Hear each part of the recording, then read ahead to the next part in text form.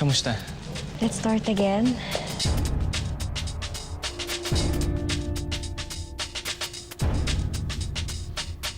Babe, I need the check for the wedding coordinator. Alright. Hindi pare, nakatakot yung ginagawa mo. Baka isang araw bigla ka nalang kuyugin ng mga niloko mo.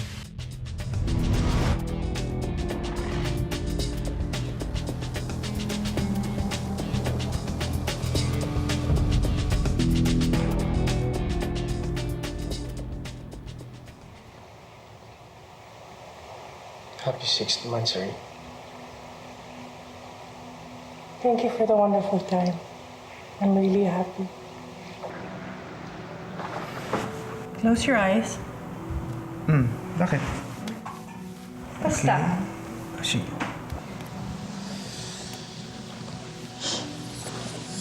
What's this? Open it. Di ba sinabi ko naman sa'yo to stop giving It's our monthsary. Pwede naman ako magregalo. Kaya tuloy akala nila. Bahala sila. I know you make me happy. Nahingit lang sila.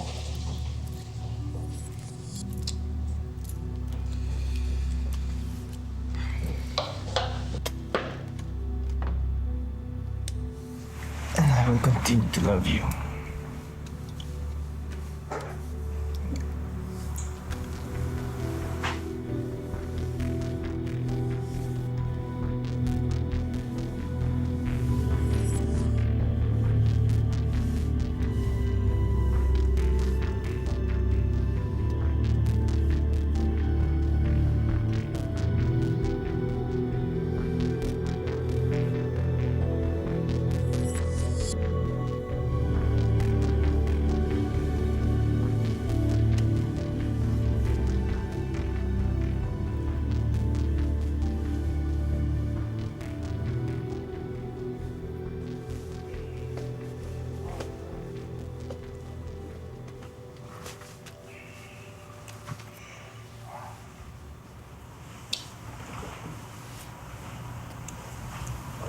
Do you trust me?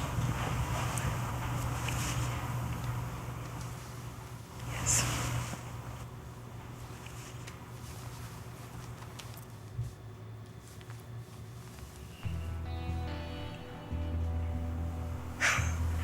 Oh my God.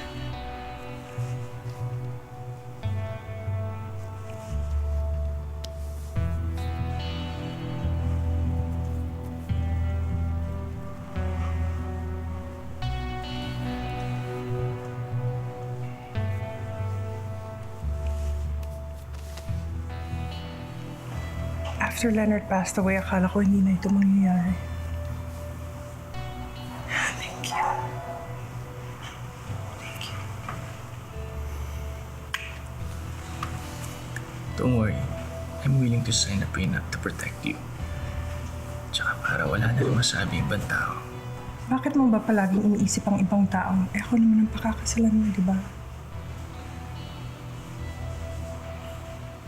Hey, ako nang bahala sa lahat ng arrangements. I just want you to be beautiful on that day. Si Ana hindi mo ba papauwin? Hindi ko pa siya namimit eh. I'm going to surprise her.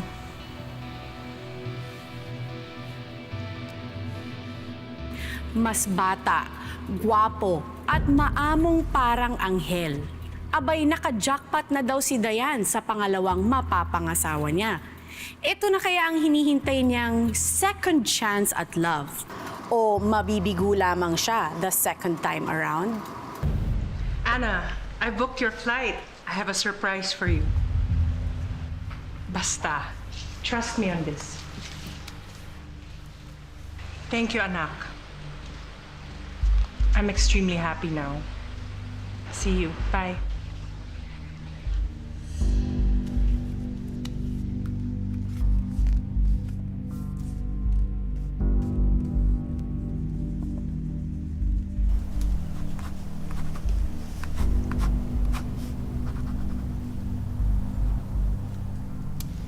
Naku, Linda, sa susunod, bigyan mo naman kami ng malaking discount. Eh, halos pinakyaw na namin ni Mars lahat ng dala mo eh. Pasensya na kayo, ma'am. Alam niyo naman po, konti lang po kinikita namin dito eh. Kunin ko to ha. Next week talan mo naman ako ng white gold na necklace. Nako, for sure. Para sa groom-to-be. So which one, Dayan? Baka this one. I want it really simple and classy. Bakit yan? Dapat mas bongga. Eh, hindi naman ako young, no? I just want a really simple wedding. Alam mo, swerte din sa'yo niya ni Marco. No? Kahit na he's well-to-do, syempre, Solo nga siya dito because his family's in Canada. Tsaka tigilan niyo yung pang-iintriga sa kanya. You know, I trust him completely. At kilala ko na rin siya, no? So just be happy for me. Tama.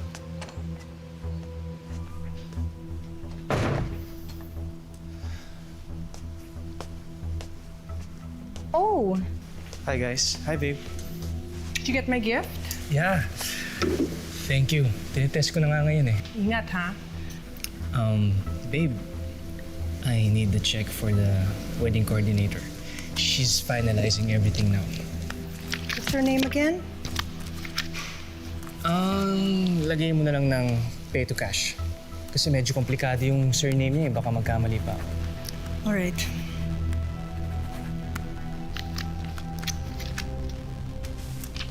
Thank you, babe. Babe, ito na ako para masikaso ko na.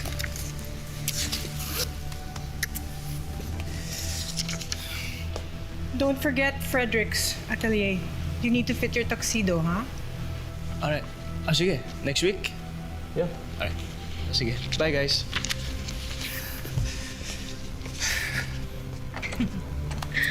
so, maniniwala na yata talaga akong may forever. He's mine. Hanap ka na lang ng sayo. Imagine dun pa tayo sa wake ng friend ko nag-meet. Now I know Lorna guided me in meeting you.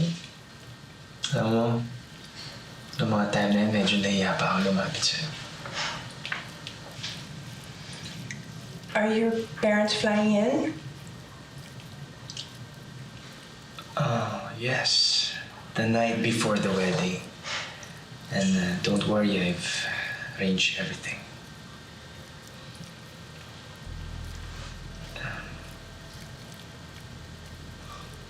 This is our last night together. What do you mean? Di ba may kasabihan? Bawal magkita ang groom and bride a day before the wedding. Well, it's just a day, Marco. It's as if hindi na tayo magkikita.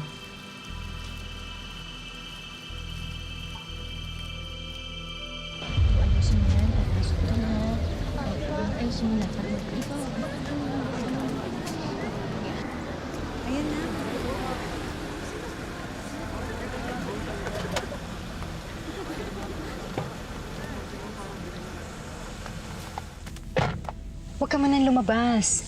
Wala pa si Marco. Baka na traffic lang yon. Wait, let me check, ha?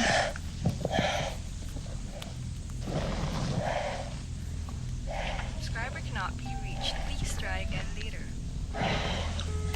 Baka naglobat yung cellphone niya. Or walang signal. Be beautiful. This is your day.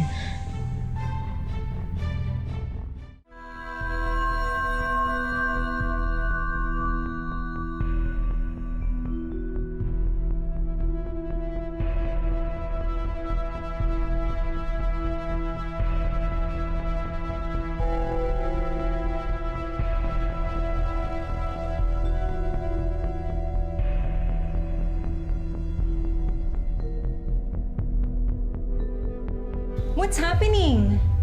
Ma'am, sorry po. Alam ko wrong timing po. Pero I need to answer my suppliers po. Kasi hindi pa po nabibigay yung full payment ni Sir Marco.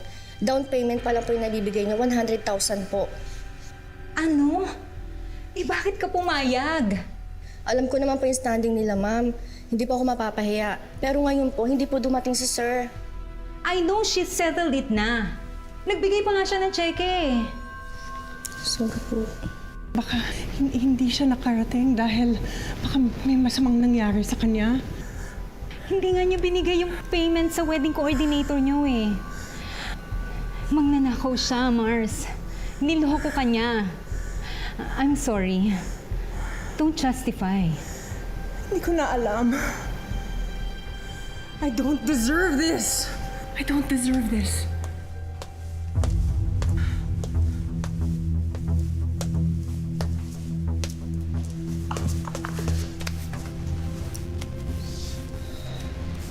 He made me believe that he loved me. And I believed his voice.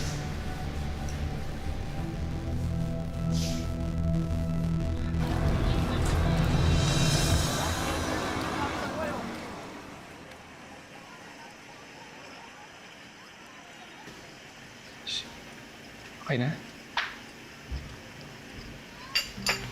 Yeah, sige.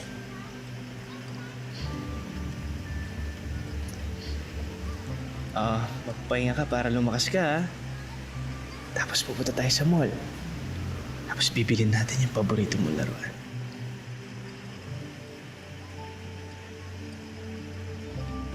Jericho, anak!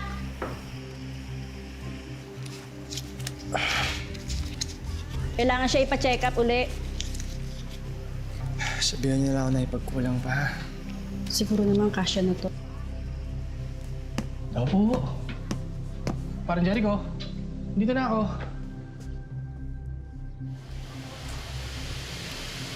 Pare, paubos na puhunan ko. Baka may kilala kang kumuha ng motor ko. Pare, mababa pa mileage niyan. Malinis yan. May papeles lahat. Sige, may prospect na ako. Tatawagan ko agad. Salamat pare, ah. Kailangan ko na lumuwas sa 1 linggo. Kailangan ko na ng puhunan. Mag-ingat ka pare. Ikaw kasi ayaw mo sa mga simpleng racket lang eh. Mga small time kagaya namin, tinan mo. 1 ligo lang tapos na. Eh ikaw,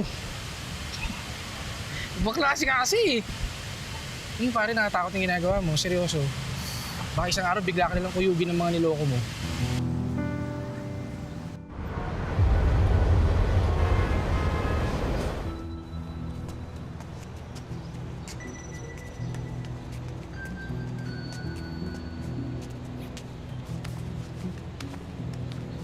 I hate you! You're a liar, and I don't want to hear your lies anymore! I hate you!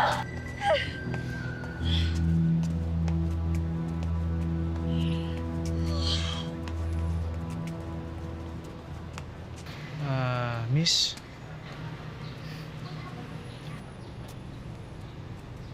Okay ka lang?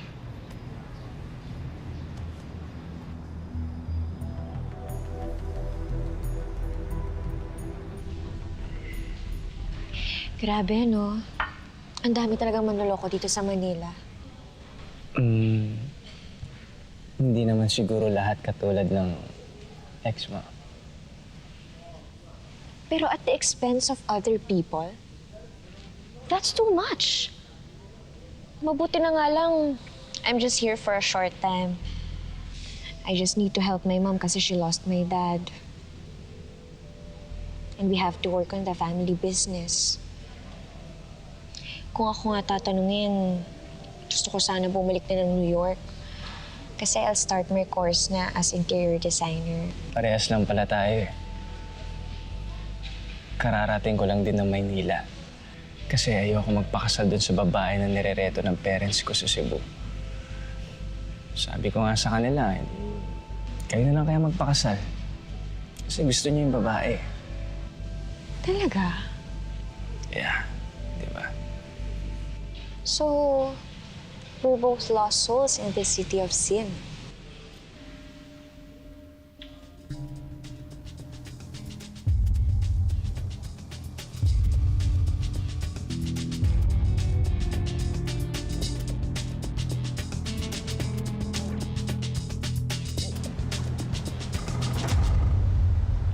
Ma, okay ako. Hindi ka kaya mabulyaso doon? Oo ba? Siyempre hindi. Paano yun? Sasabihin mo sa kanya dapat yung totoo. O paano na yung trabaho mo, tsaka yung anak mo, sasabihin mo din.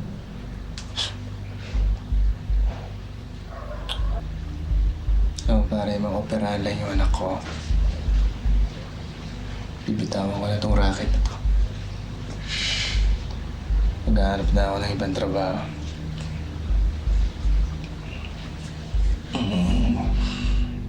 Kumusta na mami mo? Ayun. She's still devastated because of the loss of my dad. Mahal na mahal niya kasi ang daddy ko. Hindi niya akalaan na iiwan siya nito. Wait, akala ko ba na... Nagsinungaling ako. Bigla na niya lang iniwan si mommy. He left her nang walang paalam. Ewan ko. Siguro dahil may mistress siya. You know that feeling of being alone? Oo naman. Minsan nga, minsan gusto ko na umuwi. Pero I want to prove them wrong sa mga desisyon nila. Minsan kasi, may mga tao lang talaga na insensitive sa feelings ng iba. They only think of themselves.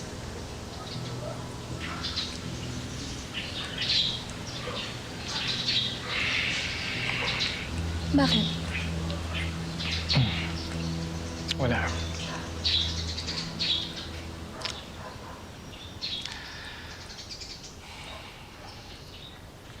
Leg over leg, as the dog went to Dover. When he came to a stile, jump he went over.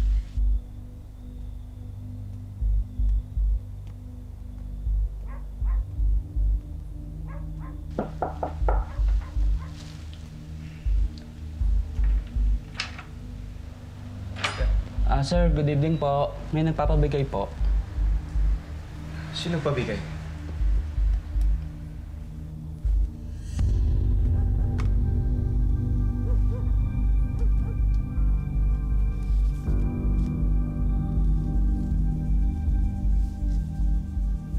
Sa dami ng babaeng nahumaling kay Jericho, ngunit niloko at pinirahan lamang niya. Ano kayang karma ang naghihintay sa kanya? Paano kung siya naman ang umibig at masaktan? Yan na nga ba ang sinasabi ko, anak? Mag-ingat ka. Itigil mo na yung mga ginagawa mo. Nay, huli na to. Kapag nakuha ko na yung pera pampa-opera kay Arvin, babalik na ako ng Talisay. At doon na ako magsisimula ulit.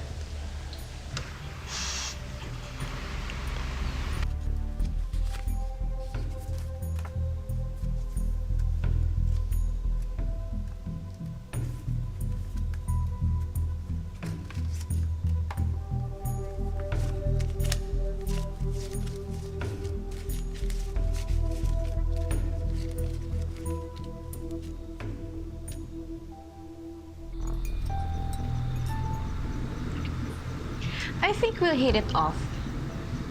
I'm a bad girl, and I think you're someone who has fire inside you.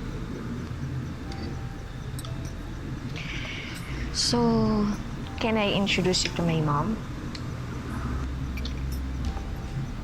Sure. I will be glad to meet her. Then let's have dinner in my place. Why not?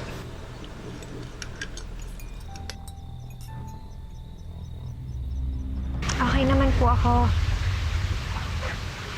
Opo, magkasama pa rin po kami.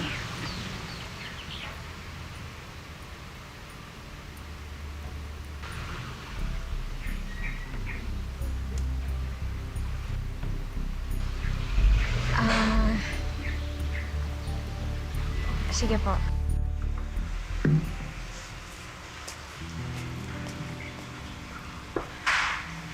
Ba't parang kinakabahan ka? Relax! Mabait si Mama.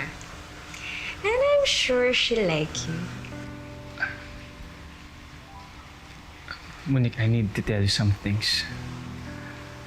marami ka pang hindi alam tungkol sa akin. Look, I love you. And I want to be totally honest with you.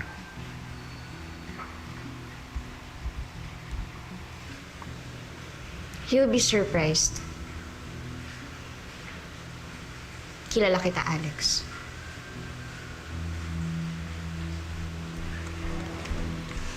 Nandiyan na ata siya. Halika.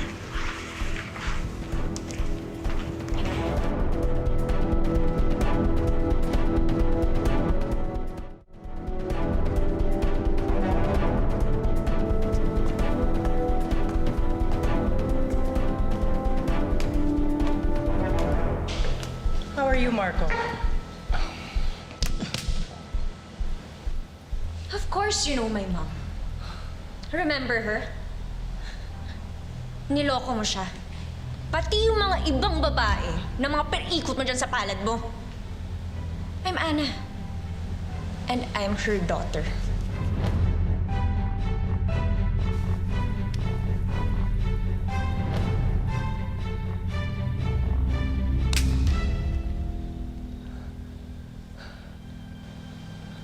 Ito yung matagal ko nang gustong sabihin sa'yo. Pero hindi ko alam kung paano sasabihin. Lahat ng ginawa ko before pinagsisisihan ko na. Nagawa ko lang naman yun dahil sa anak ko eh. Wala na akong naisip na ibang paraan. Ginawa ko yun kasi kailangan niya mabuhay. Pero hindi ako nagsinungaling na sinabi kong mahal kita. Sa mga panahon nagkasama tayo, lahat ng pinakita ko sa'yo totoo. Sinungaling ka. It's all fabricated lies. Naunahan na kita, kaya lahat yan sinasabi mo sa akin. Umalis ka na. Pasalamat ka at hindi kita ipapahuli sa pulis. I just want to see your face again and let you feel the pain that you've caused me. Alam ko hindi sapat yung sorry na sasabihin. Manloloko. Whatever you have with my daughter is all fake. It's all fake. Ana, maniwala ka sa akin. Get out. Ana, maniwala ka sa akin. Get out. Out. Get out. Out. Umalis ka na. Out. Mission accomplished. Naipaghiganti na ni Ana ang kanyang ina. Tapos na ang plano. Pero sa halip na maging masaya, bakit parang hindi mapalagay si Ana? Umiibig na ba siya ng totoo sa scammer na si Jericho? I appreciate all the efforts, anak. Why are you sad? Have you fallen for him? Akala ko ba matapang ka? Akala ko ba all the while this is all for show?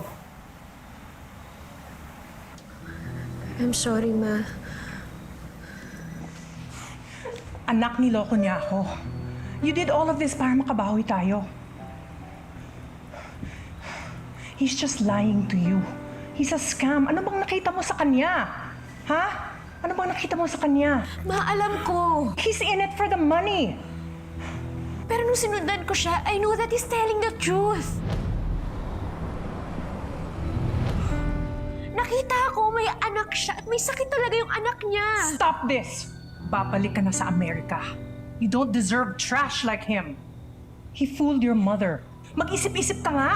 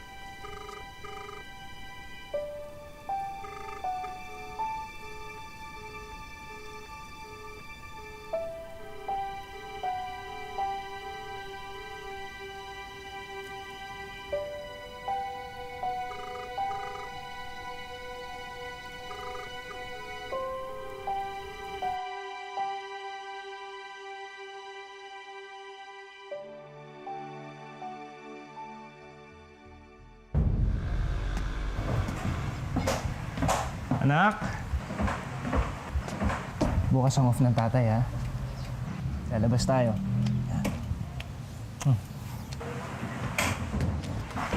Anak! Ay! Ay! Baka maiwan ha. Salamat, Nay. O, mag-iingat ka ha. Sige, Nay, kayo muna pong bahala kay Arvin, ha? Oo, bahala sa anak ha. Sige, mag-ingat ka.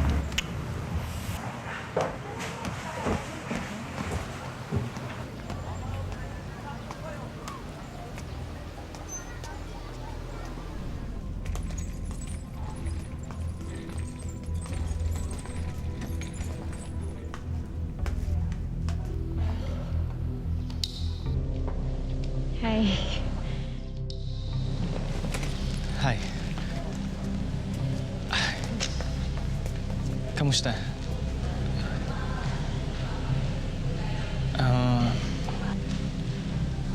Okay naman. I'm okay. I'm sorry nga pala. Ngayon, alam ko na yung... Alam ko na yung totoo. Let's start again. I'm Ana. Ana Locsin. Jericho. Jericho Hidalgo. Pinanindigan ni Ana ang pagmamahal niya kay Jericho, labag man ito sa kagustuhan ng kanyang ina. Naniniwala kasi siyang may mabuting puso talaga si Jericho at gusto niya itong samahan at gabayan sa pagbabagong buhay. Ako po si Carla Abellana.